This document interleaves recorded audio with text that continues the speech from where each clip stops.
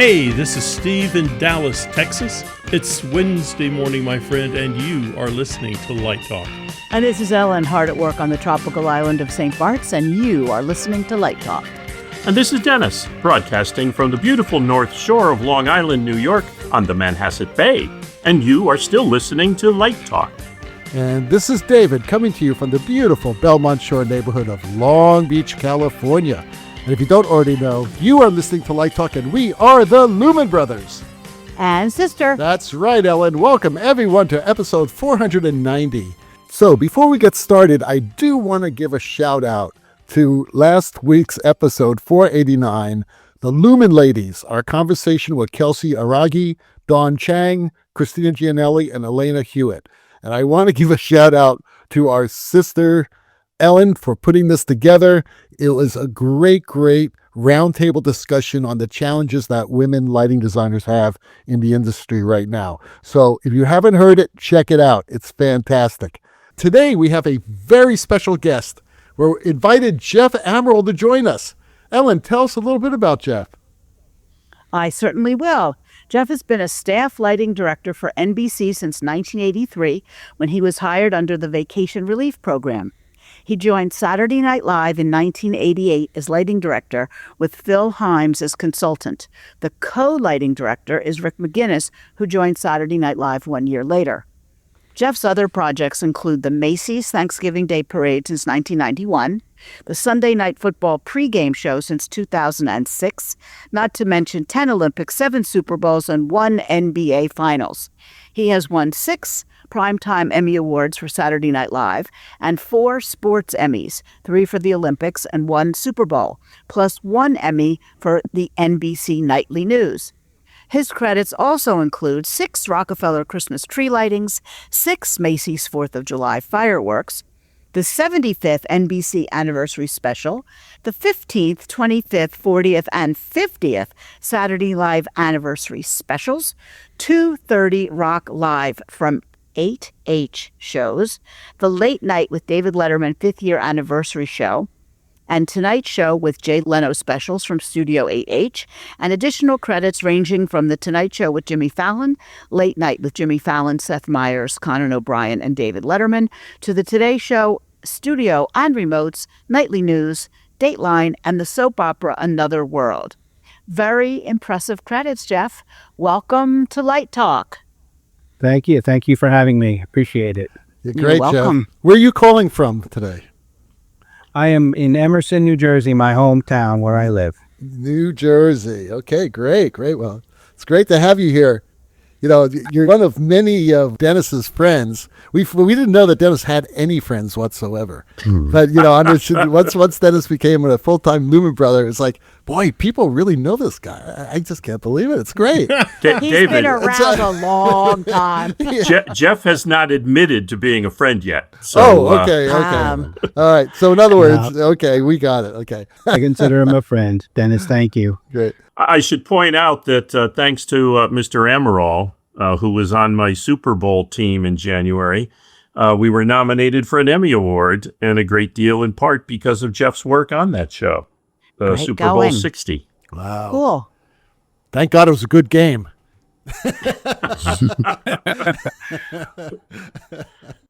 There's a rematch in Seattle in 2 weeks. That's our first kickoff game coming up. Oh, okay. And where's your money? Yeah, where's your money? We want to know. Oh, I don't know. Yeah. Money in sports. Let's not get started on that one. Yeah, anyway. Right. So, Geoff, you know, you've had this amazing career in broadcast lighting. How did you get involved in broadcast? Well, when I was growing up, my best friends, my brother's best friend, Bill Schelling's father was a lighting director at the CBS.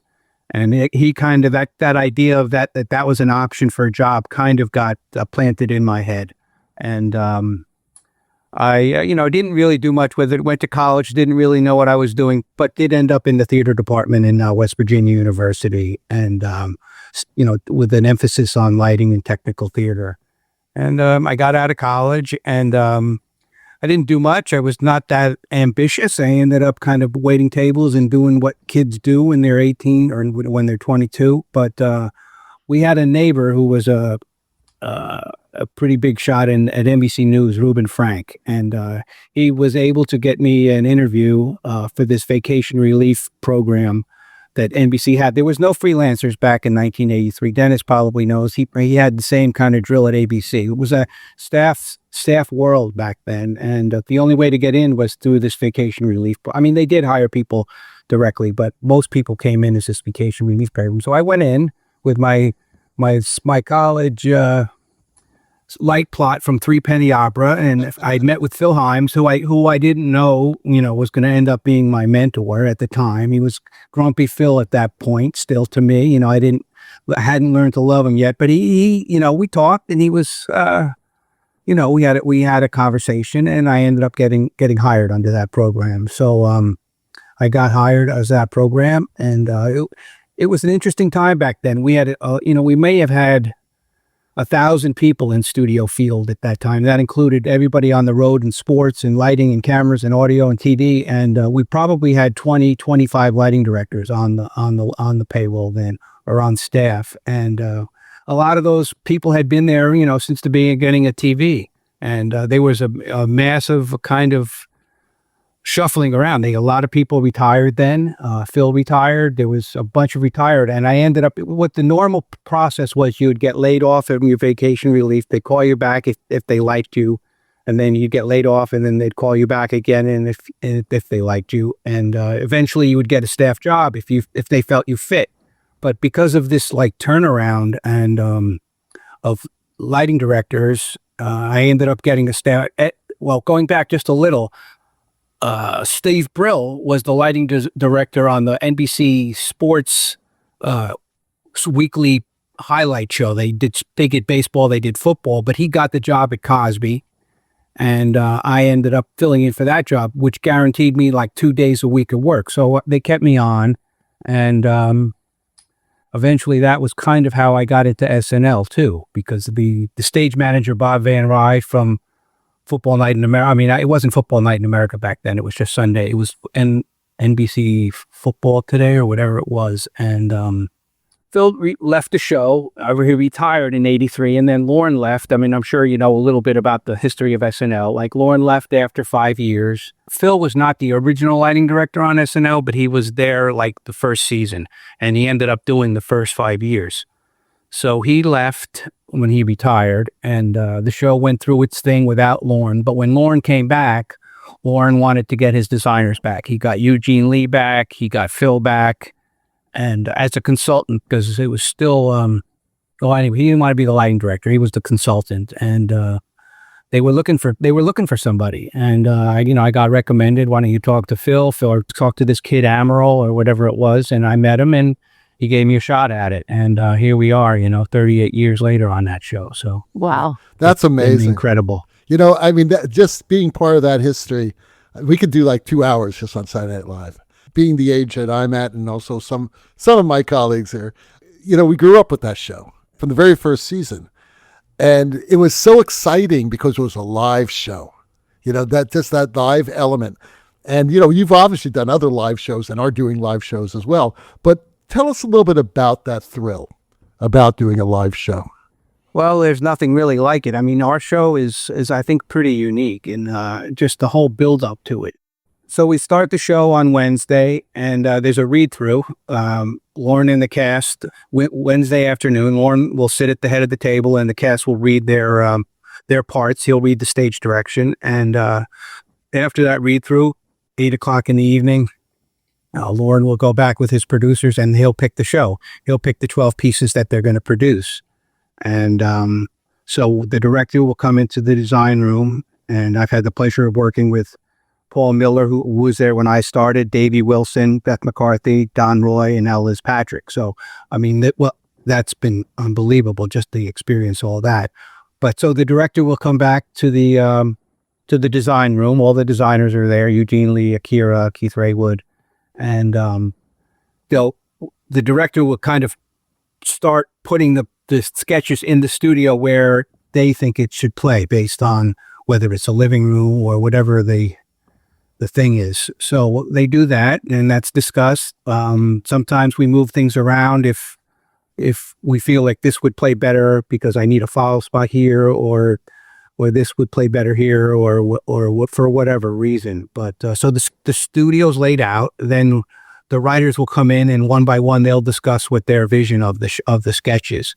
And over the years, we've pretty much done everything you can imagine. I mean, whether it's a ship or a plane or a living room or a talk show, they've all come along. So so once that's done, they get to work and draft, and that's Wednesday night at 11 or 10 o'clock. They may start drafting the show.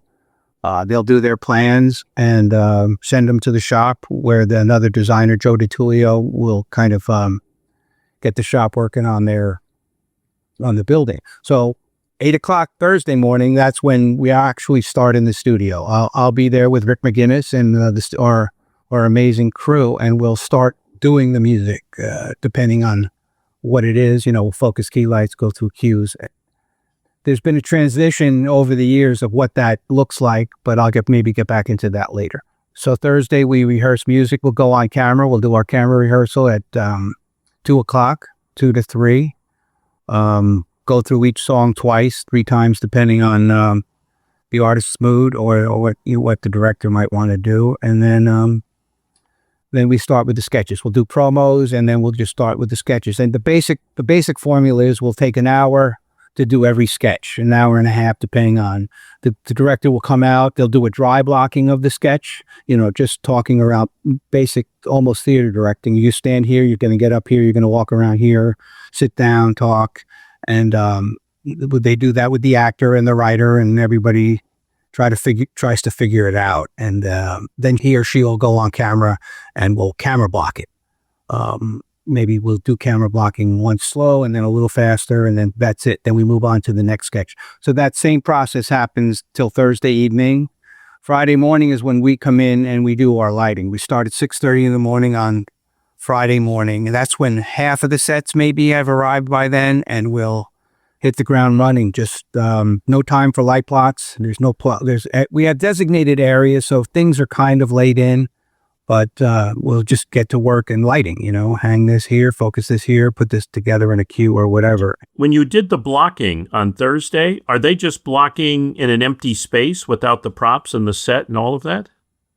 We have rehearsal flats and rehearsals. Okay. We have rehearsal flats and we have rehearsal props. So that's where you have an opportunity to see what it is you have to light Friday morning. They do maybe try to do the sketches that are recurring on Thursday if we know what it is, and they may actually get some of the sets in if they can. But it's mostly rehearsal flats, and it's pretty rough. There's not a lot of detail with as far as the lighting. Our basic job is to try to keep them away from the walls. So, as most lighting directors or designers know, the tendency is everybody wants to stand up against the wall. And so can they come down stage a little bit? We win sometimes, we lose other times. But, and do you have the celebrity host during that blocking? Yes. We'll have so they're there the whole time. They're there starting promos after we've done music. We'll do promos with the musical guest and the host. And then after we do the promos, then we'll start with the sketches with the host. But yes, they're there. And then so Friday morning, we've worked till noon lighting. And then at 1 o'clock, we start this process with an hour per sketch again. And we get through the rest of them. Now we have a little more sets. The new theory, it hasn't always been this way, is we pretty much rehearse with no sets on Thursday, but Friday. So they delay the sets that we do on Friday for Friday. So we have sets by Friday. And, and the more complicated ones, the ones that are really critical that we need a set are not only for lighting, but for actor. And it's not easy to block a sketch if you're just in a 16 by 12 box without really the scenery. So then that's it. We usually end up Friday night with the cold open, because that script normally comes in last, and because it's topical and it's maybe changed since what they thought it was on Wednesday. So we'll rehearse that, and then Saturday morning we come in and we do our lighting notes. Everybody does their notes, all departments. Dressing is continued on the sets. The sets are getting painted and And we're tweaking, whatever notes we realized from the couple of days before, or we're trying to make better. And it's a constant. That's what happens. It's like a freight train. We start Thursday, that didn't look great, and it's a constant like catch up, try to get it to where we are, and then so on Saturday afternoon around 1, we'll do a run through. Now it's faster than blocking, but not air fast. We'll do it with everybody, full dress, full makeup, full costume, full scenic. They don't wear makeup for a run through, but they wear hair. And so we'll do that. That takes about 4 hours to get through the whole show, between 1 and 5:30. So we'll do the whole sketches, and not in any particular order, based on, it is a particular order. Ken Imang, our producer, has a definite plan. And a lot of it has to do with going from one side of the studio to the other, because our rule that was passed down from Phil Himes was we do our notes. When they're done with the sketches on Saturday, we do our notes, and they have to wait till we're done until they start the next one. So they'll specifically like go from one side to the other. So all the cameras can go from one end to the other. While I'm working on one and Rick's getting ready for the next. And that's, I haven't explained that, but I usually take one side of the studio and Rick takes the other. That's been our system since the beginning. Is I do everything on the west side. He does the north side. He does the south side. But anyway, so that's Saturday. We're catching up. Everybody's catching up. It's not just lighting. It's scenic. It's script. I mean, the whole team is just like, we're just trying to get ready. And then it's we break for dinner, update rehearsal around 7, and dress at 8 o'clock. Dress is the full Megillah. It's 2 hours long. It's not an hour and a half, but it's basically, it's what the show is. Everyone is supposed to be ready to go for dress. Do you have an audience at that dress? Yes, full audience. It's you wouldn't know a difference between the show. Full warm up. There's a warm up, before the show gets the audience. Keenan will come out and sing, or whoever it is that week. They'll come out and they'll warm up the show. And then we start cold open through the in running order, the way Lauren wants it to go. And you've already been there working for 9 or 10 hours. At dress, we've been there 12 hours. We're in at 8 o'clock on Saturday. Wow. It's a 4-day event. I mean, it's wow. not for the faint of heart. I have a question. There's a lot of great live music on Saturday Night Live. When do the bands come in, and do you light them, or their own lighting designers come in and work with you, or? Thursday morning, we're lighting in the morning. Also, the audio gear is showing up and getting put on stage. What used to be specifically kind of a Thursday morning thing, it's now pretty much weekly a Wednesday thing. The bands have gotten bigger. Their designs have gotten bigger. So usually Wednesday before read-through, we'll have an 8 o'clock call in the studio Wednesday, and they're building a video wall, or they're doing whatever the crazy thing that week is. But that's the design part of that usually happens Wednesday morning. Thursday morning, we're almost there, but we get another couple hours. That's when the band comes in. They'll do a sound check. We take a meal. My main crew will take a meal at 11 o'clock, but myself, Trevor Brown, our programmer, Tim Sassi, our console operator, we'll stay and we'll kind of play along with during sound check, along with their design team. So it's kind of a head start. It used to be strictly a sound check, but now it's turned more into a visual sound check. Everybody's kind of getting their first look at what this is going to look like. We have no cameras yet. No cameras till, I lied about that. We get one camera. We'll get one camera that just kind of I can lock off as a wide shot, and we'll put it in the monitor and look. But so that's all Thursday morning. And then we won't see that again. We won't see the music again. They'll do another sound check Saturday in the meal period, the second meal period at 5:30.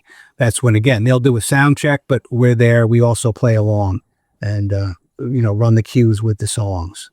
And to answer your question about the designers, most of the bands nowadays will come in with the designer. We work in tandem. And that's one of the benefits of this position is everybody's come through there with somebody. And I've got to be, Tom Kenny you had on last week, and Patrick Woodruff, and I don't want to name them because I'll forget them all. But most of them all have come through there. And what a pleasure that's been to work with all of them. I should point out to our audience, you should, if you haven't listened to episode 487 with Tom Kenny, Tom talked quite lovingly and respectfully and complimentarily, if that's a word, about Geoff and his team and how wonderful it was working on Saturday Night Live. So kudos to you, Geoff. Well, I found that Tom mentioned it a bunch of times in his podcast, but it being nice. I mean, I found that the lighting community is a good community. They're good people. We're all here to do a job, but there's no screaming and yelling. There's stress, but you gotta treat people with respect. They come into our house. We're the hosts. They're the guests. They act like guests. I act like hosts. We try to do the best we can. And that's the way the show is with the hosts too. The hosts come on. They've never hosted before. Some of them haven't, and our job is to kind of take care of them, and make sure that the show goes on. So it's that kind of attitude that we've always had on Saturday Night Live. What's amazing is not only the longevity of the show, but like that Eugene Lee has been there like basically since the beginning. Yeah, he passed away a couple of years ago. No, I know, but what a career. Yeah, no, people don't leave that show. Akira Yoshimura has been on the show since the beginning. He's like pretty much the only one. Speedy, our audio tech, has been there since the beginning too, but there's very few people that have. I mean, people don't leave. I haven't left, but right. But I did. I mean, I'll get back. I mean, I was hired as a staff lighting designer among 25. I am now the only one. So that's just the way the business goes. But that's job security. I was thinking about when you were telling us that insane sort of schedule, that your theater training probably came in very handy for that understanding. Like if you ever did anything like summer stock where you had only a few days to turn over a show, things like that. I have a question, and probably a lot of our listeners have the same question. In all the years you've been doing this and all the episodes you've done it every year, and it's a live show, was there ever something that you saw in rehearsal that you said, this is going to be a disaster? And I hope they cut it from the show. It's going to be a disaster. And they did it, and it was brilliant. Has that happened? Or was it always a disaster? There's always the feeling of impending doom. Right. Impending doom. Impending doom. Right. But like John Mulaney, when he hosts, we always do a musical with him. Right. And the first one was Lobster at the Diner Lobster. Right. And that had all the signs of being a disaster, because we didn't get the set till Friday night, and we started rehearsing it, and it's got music in it, it's got blocking, it's got all the things, and we were like, oh my God, and so every time we get one of them, but 95% of the time I'm pretty happy with the way those turn out. They're fun. They're as long as you kind of just get the cues on at the right time, as opposed to whether it turns green or blue. I mean, that doesn't matter. But when there should be a change, there should be a change. And so that was one example of, a disaster waiting to happen that didn't happen. But I mean, I learned all this stuff from Phil Himes. I mean, I wouldn't, be here without him hiring me. He was great. I mean, he started with TV, and, he trained us, and we learned pretty early in my career, and Rick's too, I would say, is he taught us to light for ourselves. Do what you think looks right and feels right for this sketch. And if there's critique to happen later, it'll happen. But just go with your gut on what it should be, and we'll go from there. And I think that's one of the best lessons he taught me, was to just trust your gut, and let it be where it is. I mean, sometimes you're going to be right, sometimes you're going to be wrong. Sometimes you're right, and you're right, but they don't like it that way. Sometimes you realize maybe you weren't right. But I think on your 50th anniversary show a couple of months back, or last year, whenever it was, one of my favorite moments was a scene they had with Phil, and you very calmly in the background overlooking while Phil read, I think it was Kanye West, the Riot Act, about a performance that he was doing.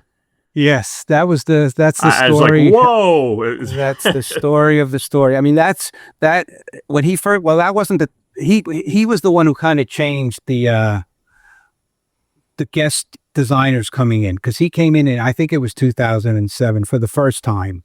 And he brought in, he didn't bring in that much. Looking back at it, I think he brought 2 big lights that he put in the corner. But it was it was something that, okay, we never used to let happen. We do what we do here, and we've never been the cutting edge of lighting. I'm not going to sit here and tell you we've rid the.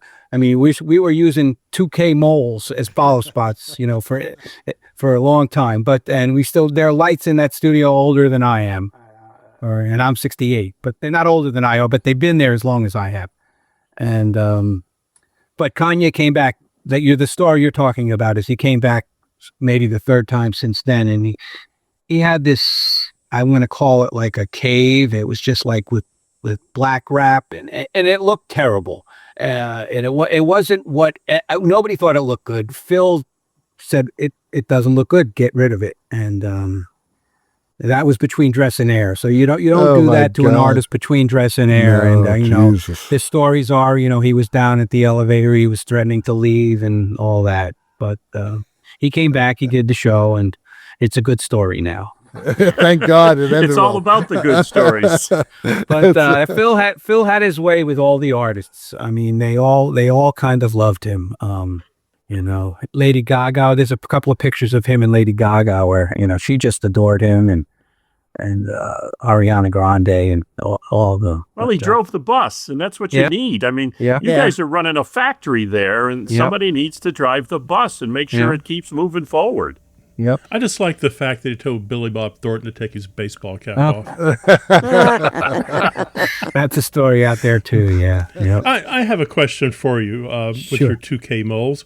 Has technology made your life easier or more difficult on SNL? I think it's made it easier. We had, when I first started on the show, everything, I mean, it was mole 1K Fresnels, mole 2K Fresnels, mole 5K soft lights, and we had no real system. I mean, and there were boom shadows but we came up the big breakthrough in our lighting was we got a bunch of these Desisti hoists and Desisti things, and we were able to put lights on hoist to come in, and then we also started rigging these teasers to go in front of them. So our system was now not a low, because you can't get low soap operas. I mean, Dennis has done soap operas, and when I did Another World, the downstage stuff was all low things. I mean, I could reach them, and you would kind of go like this. You just can't do that on a live show. So all the angles, it was just basically we're lighting soap opera style, but for a live show with a live audience and moving cameras all over the place. So the technology of these Desisti things, hoists, it was a breakthrough. We had one at home base. Now we never had anything at home base, and home base was always a boom nightmare. And the ability to we have four 2K soft lights on thing that comes down, and then a teaser on another one that comes down in front of it, and that's our base. That's the language we use. That's the base, and then we'll fill in with upstage keys. Just to interject, explain what the boom is for our audience, Geoff. They're not aware of a boom microphone. It's a big thing sticking out there in front of all the lights. Throwing shadows everywhere, right. Yeah, I mean, if you look back at the old ones, their boom shadows are everywhere. You'll see them nowadays once in a while, but nowhere like the old days. Well, you still use a Chapman crane on the show, right? You don't have a techno crane or a jib or anything like that, right? No, Lauren likes his Chapman crane, yep. One guy on the camera, two guys on the arm, and one guy driving it around. I mean, visually, it's a cool looking thing when you see it on camera, but wow, welcome to the 1960s.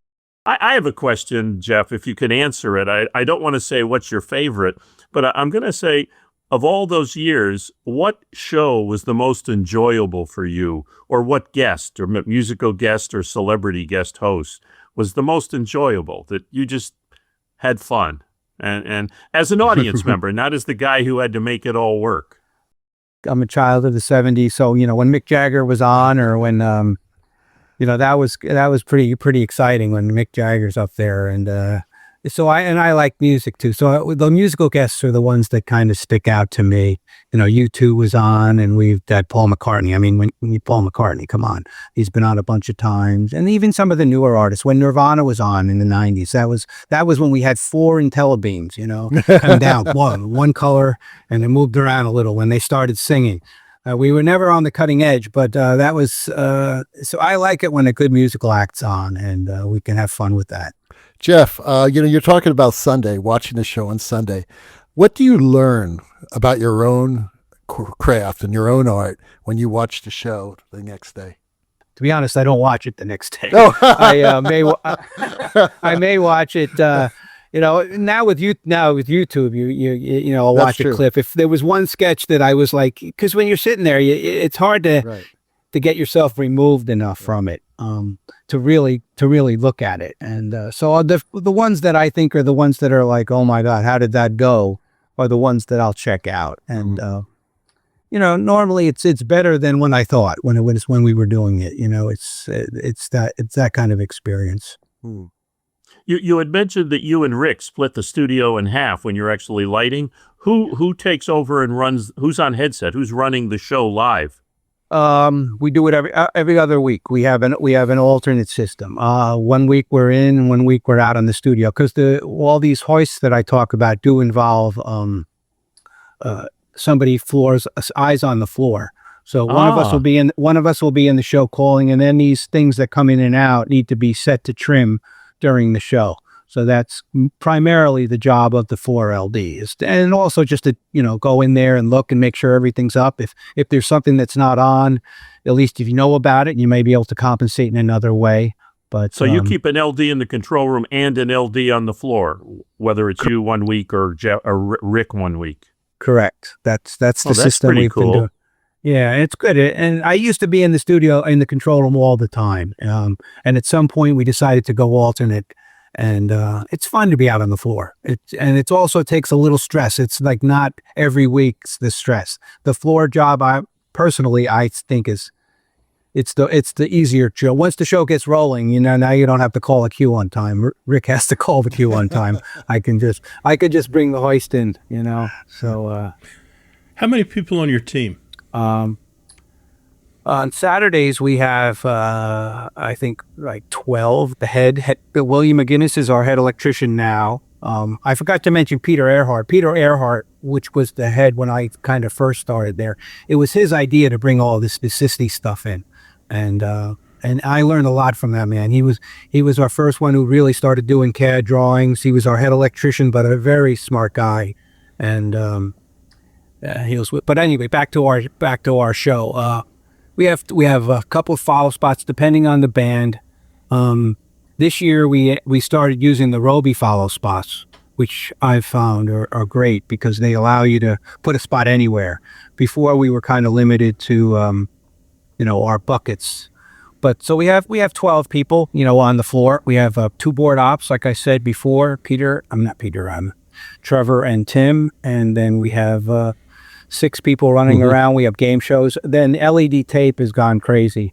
We have one of the guys on our crew, Brendan. He's the genius of LED tape. But the designers, once they got the LED tape on their head, it's crazy. And these sets have to come. Mostly game shows. The game shows don't have a permanent home. Some of our sets have permanent homes.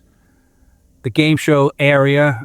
It's right in front of guest band, is not a permanent area. So all the walls have to come in and all the connections have to be made. And, those are some stressful moments too, depending on how far ahead of time they can get those sets up.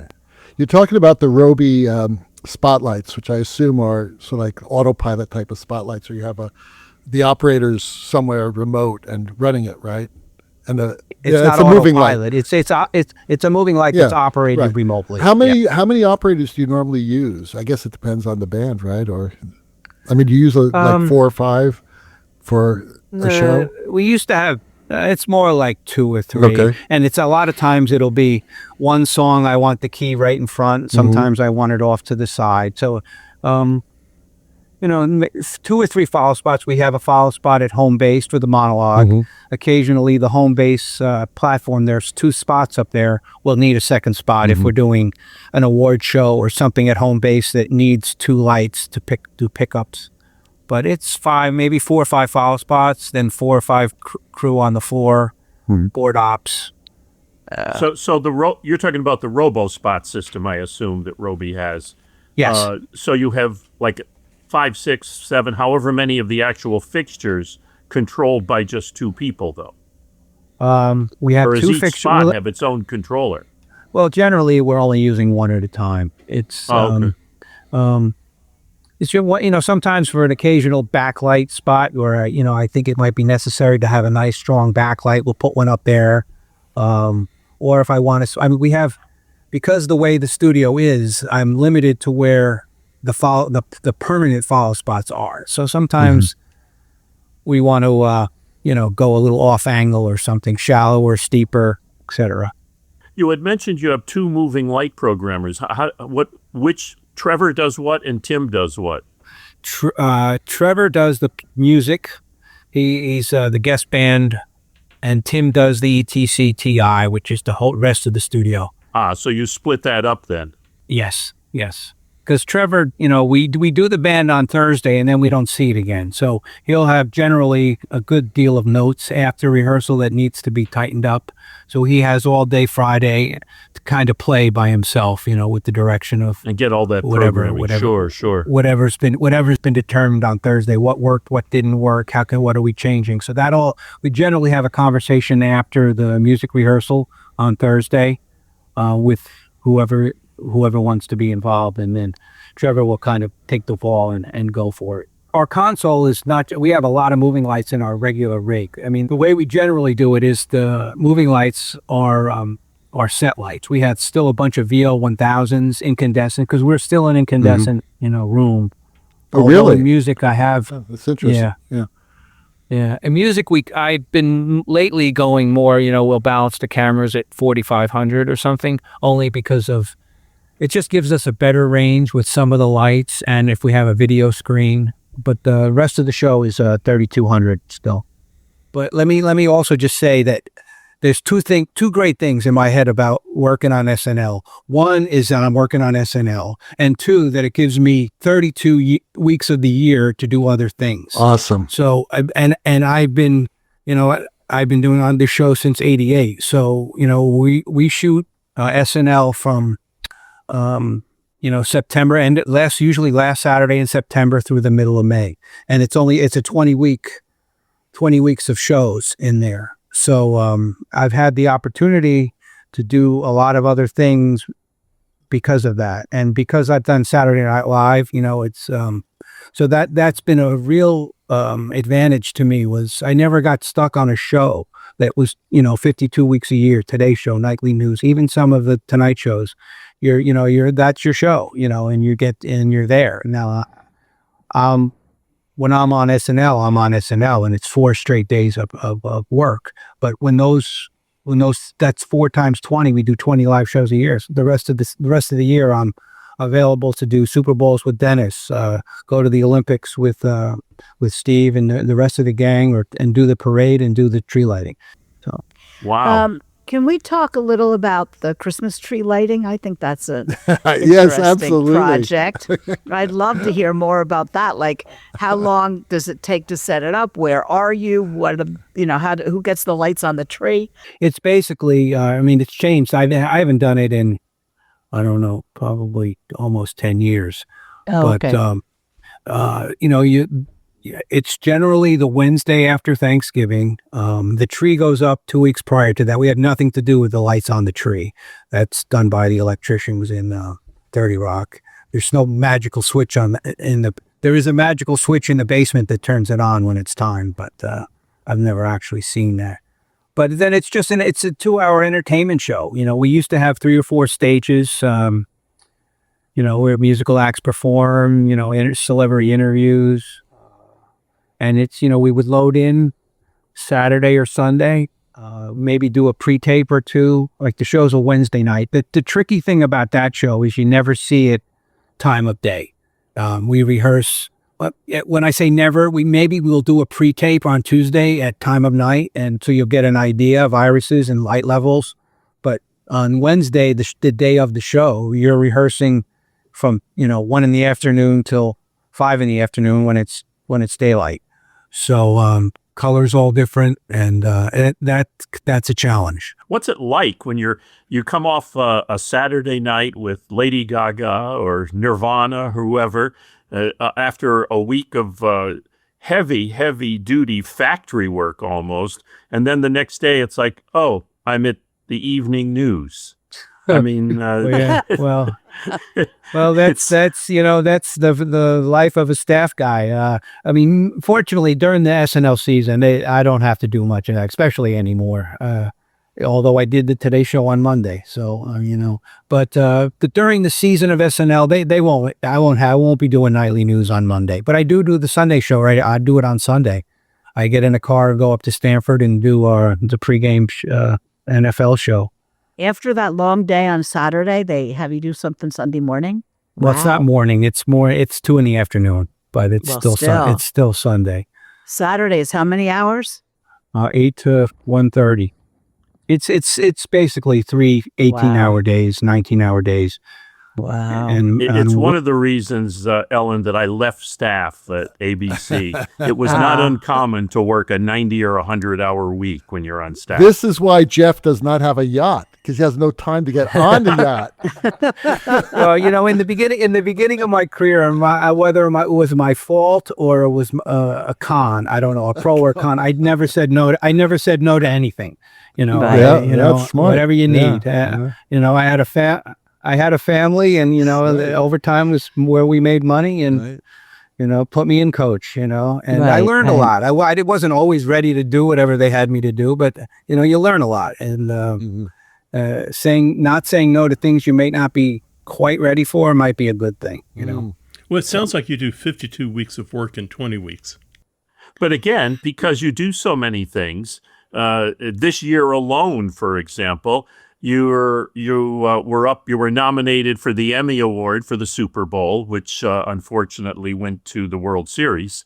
You're up for the Emmy Award for Saturday Night Live, and you're up for the Emmy Award for daytime television for the Macy's Thanksgiving Day Parade. If you're stuck on one show, you wouldn't be getting all of those accolades. No, it's I'm very blessed to have, like I said before, the SNL thing is great. I mean, I'm doing that show. That could be it, and that could be enough. And now I have time to do these other things over the years. And what exactly does the Macy's Thanksgiving Day Parade involve? It's basically a big HMI fill job. I mean, that's it's on in front of the store. Is that where you are? We're on. It used to come down Broadway and do it on Herald Square. We used to set up a Musco truck, in Herald Square there, right where Broadway crosses 6th, is it? Yeah.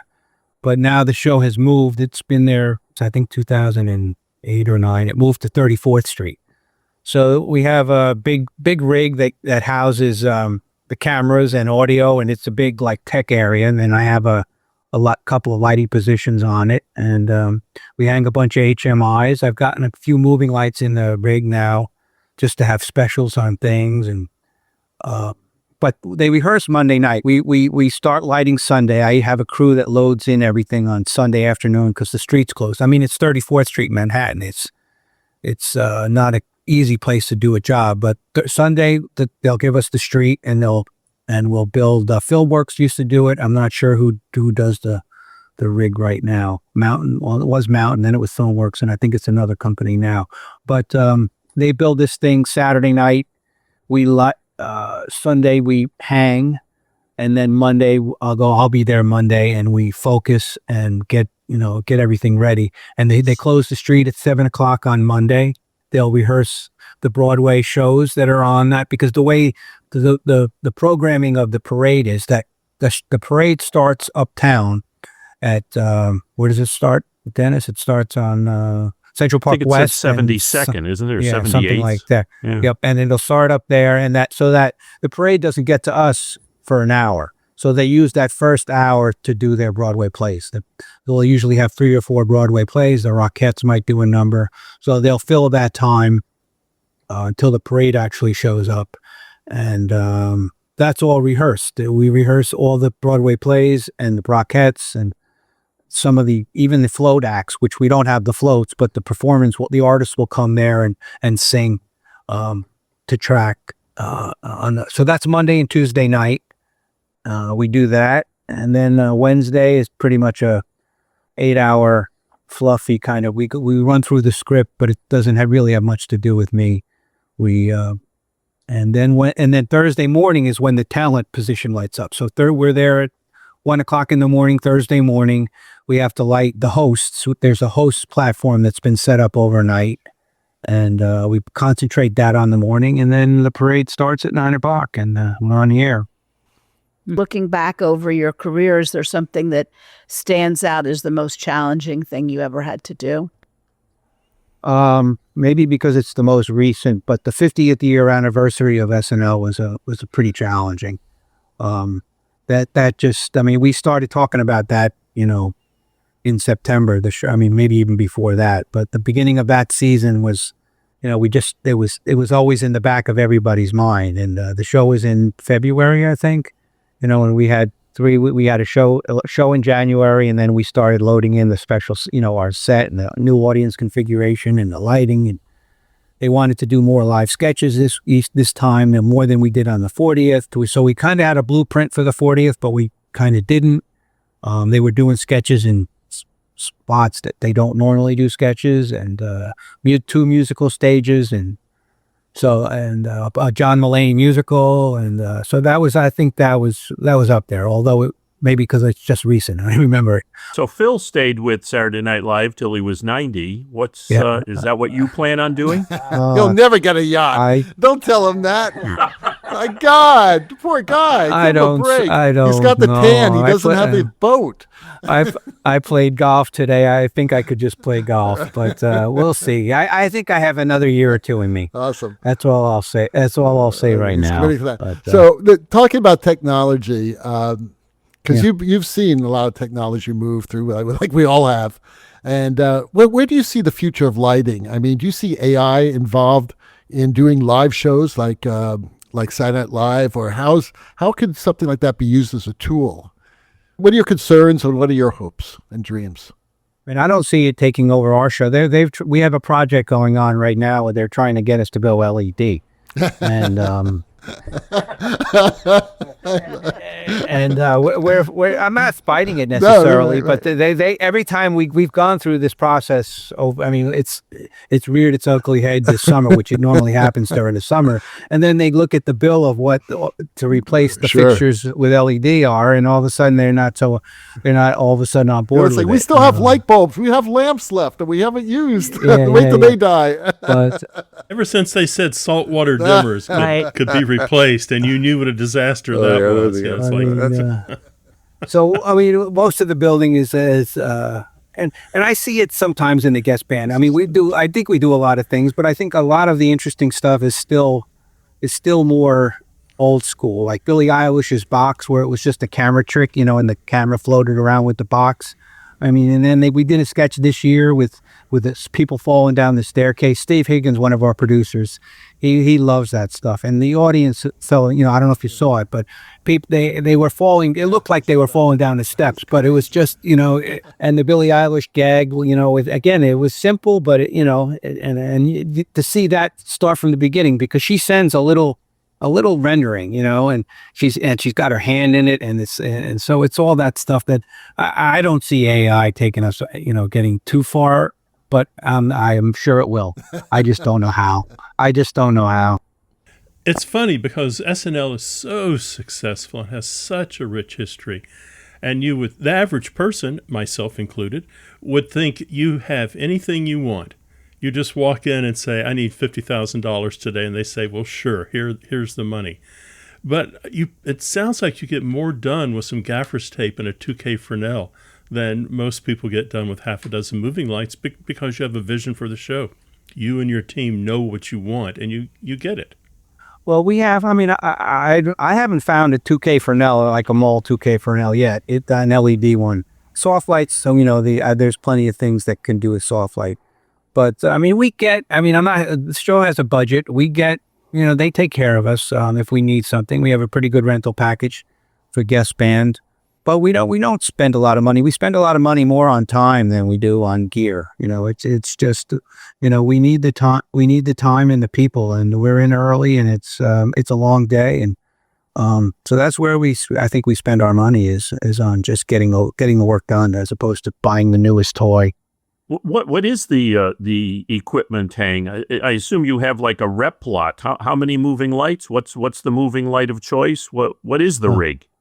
Like I said, we have the VL1000s. The VL1000's freaking me out. That's like 40 years old. But it's great. It's great because it's quiet most of the time. It's quiet, but the moving, we've tested a bunch of moving lights to try to replace the 1000 because, like you said, there are not a lot of them left. But they're mostly all start at they all start at daylight. Mm-hmm. So now we've got to color correct, and you never get in. It's difficult to get to that. And then if you want to do a change from blue gobo to a red gobo. I love it.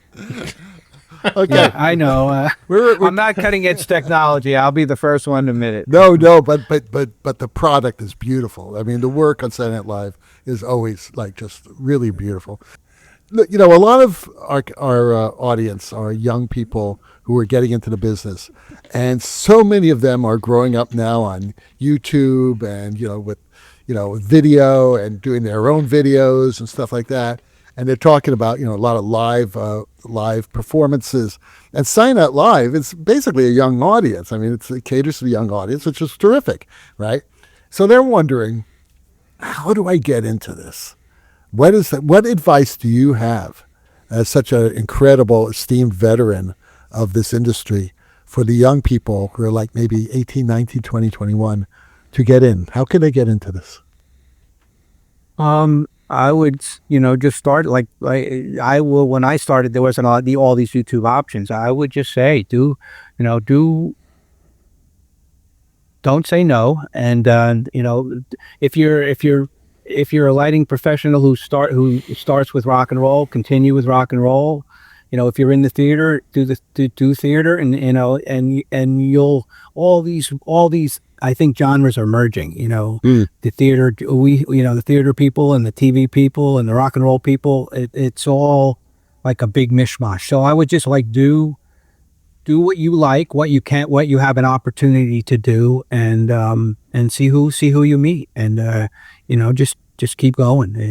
There's no shortcut really. It's a lot of hard work. I mean, work a lot of hours. You ask my family, I missed a lot of Saturdays, and but you just got to do it, and if you love it, it's a job. It's a job. It's a great job, but it's still a job. So you got to kind of follow your whatever it is that you see, and trust yourself. If you want to do something, do it, and trust your instinct, and that instinct will change. And I saw somewhere, there's only one place for the key light, and depending on what you're lighting, there's, so just trust your gut and do what you got to do.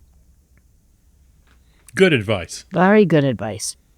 Well, Geoff, we want to thank you for being on the show today. This has been great. I mean, like I said at the beginning, Saturday Night Live was like one of my all-time favorite shows, going all the way back.